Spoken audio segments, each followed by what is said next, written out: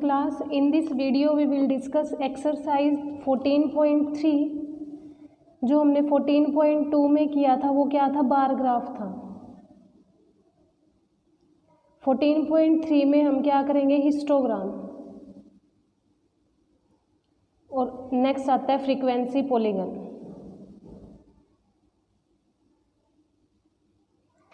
Difference क्या है दोनों में, जब हम बार ग्राफ ड्रॉ करते हैं तो उसके अंदर आता है अनग्रुप्ड डाटा. क्या आता है उसके अंदर, हमारे पास अनग्रुप्ड डाटा आता है. पर जब भी हम हिस्टोग्राम या फिर फ्रीक्वेंसी पॉलीगन की बात करते हैं तो उसमें आता है हमारे पास ग्रुप्ड डाटा. अभी तक जो डाटा आया था वो हमारे पास सिंपल डाटा आया था, उसमें कोई इंटरवल नहीं था.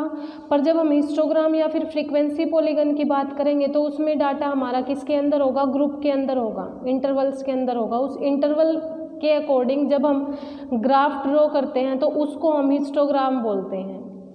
अभी तक जो हमने किया था पीछे वाली एक्सरसाइज में, उसमें हमने बार ग्राफ में अनग्रुप्ड डाटा किया था. अनग्रुप्ड डाटा का मतलब क्या था, हमारे पास सिंपल वैल्यूज़ गिवन होती थी, हम एक एक वैल्यूज़ को अलग अलग से उठाते थे और उसका अलग अलग से ग्राफ बना देते थे. तो उसको हमने क्या बोल दिया था, वो क्या था, हमारा बार ग्राफ था. अब उसने क्या बोला है कि जब भी हमारे पास कोई डाटा किस में आएगा, इंटरवल्स में आएगा या फिर ग्रुप्ड डाटा भी बोलते हैं हम इसको. तो जब भी हमारे पास कोई ग्रुप्ड डाटा आता है तो हम उसको किसमें, उसके लिए हम क्या ड्रॉ करते हैं, histogram of a continuous grouped frequency distribution. जो हिस्टोग्राम वर्ड है वो हम यूज़ ही किसके लिए करते हैं, ग्रुप्ड फ्रीक्वेंसी डिस्ट्रीब्यूशन के लिए यूज़ करते हैं. अब देखो जैसे उसने ये गिवन था, फ्रीक्वेंसी हमेशा वाई एक्सिस पे आती है हमारी, इधर आएगी फ्रीक्वेंसी और इधर आएंगी हमारी क्लासेस. अब क्लासेस देखो 10, 20, 30, 40, 50, लास्ट कहाँ तक जा रही है, 60 तक. तो कर दो ड्रा, 10, 20, 30, 40, 50 एंड देन 60. अब इधर वाली वैल्यूज़ देखो कहाँ तक जा रही है, 6 तक हैं. तो कर दो इधर भी वैल्यूज़ ड्रा, 1, 2, 3, 4, 5 एंड 6. अब उसने बोला कि जो फर्स्ट इंटरवल है वो 4 तक का है. तो फर्स्ट इंटरवल 10 to 20 कहाँ तक का है, 4 तक का है. तो 10 से 20 तक उठाओगे और उसको 4 तक में ड्रा कर दोगे. नेक्स्ट बोला उसने 20 to 30 में वैल्यू कितनी है, 6 है. तो 20 to 30 की वैल्यू को कहाँ तक लेके जाओगे, 6 तक लेके जाओगे. वो 20 से लेके 30 तक हो जाएगा. देन उसने बोला 30 to 40 में कितनी है, 2 है. तो 30 to 40 में कहाँ तक उठाओगे उसको, 2 तक उठाओगे. देन 40 to 50 में उसने कहाँ तक बोला, 5 तक बोला. 40 to 50 में अगर 5 तक है तो उसको कहाँ तक ले जाओगे, 5 तक ले जाओगे. देन 50 to 60 में 3 तक है तो उस वैल्यू को कहाँ तक उठा लोगे, 3 तक उठा लोगे. जब भी कॉन्टिन्यूस ग्राफ होता है, बीच में कोई स्पेस नहीं आएगा, तो उसको हम क्या बोलते हैं, हिस्टोग्राम बोलते हैं. और वो हम किसके लिए यूज करते हैं, ग्रुप्ड फ्रीक्वेंसी के लिए. अब इसी के अंदर आता है, सिंपल है, काम वही करने, सिर्फ ग्राफ ड्रॉ करना है तुम्हें. वो ग्राफ ड्रॉ करने के बाद नेक्स्ट आता है histogram of discrete frequency distribution. यहाँ तो हमने किसका किया था, grouped frequency, continuous group frequency distribution था. ग्रुप में हमने क्या बोला था, 10 to 20, 20 to 30. अब यहाँ पे देखो क्या है, इसका 10 है, अगर लास्ट में 20 आ रहा है तो इसका फर्स्ट 20 आता है. वो कॉन्टिन्यूस डाटा चलता है, इसके लास्ट में 20 तो फर्स्ट 20, देन लास्ट में 30 तो फर्स्ट 30 आएगा. 40, 40, 50, 50.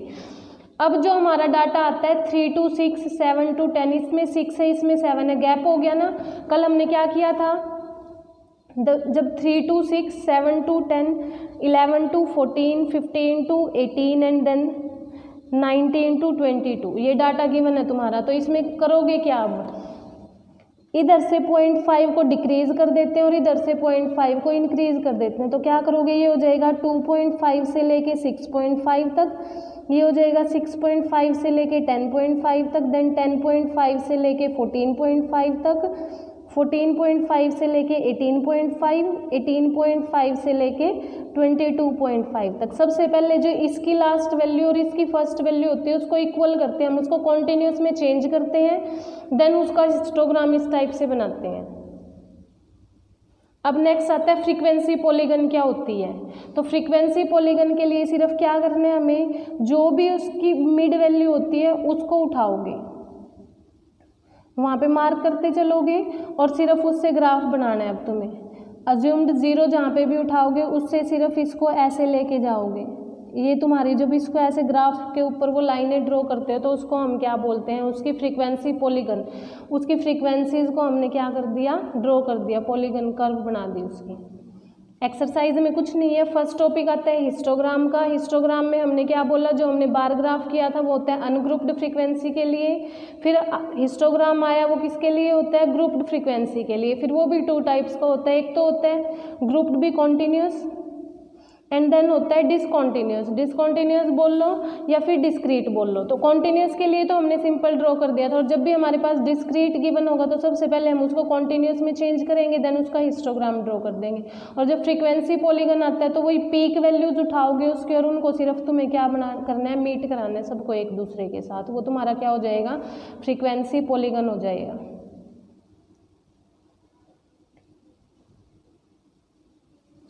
एक्सरसाइज देखो फर्स्ट क्वेश्चन दे रखा है, ड्रा हिस्टोग्राम। सिर्फ इनमें तुम्हें हिस्टोग्राम ड्रॉ करने 0 to 10, 10 to 20, 20 to 30, सारे क्या गिवन है तुम्हारे पास, वो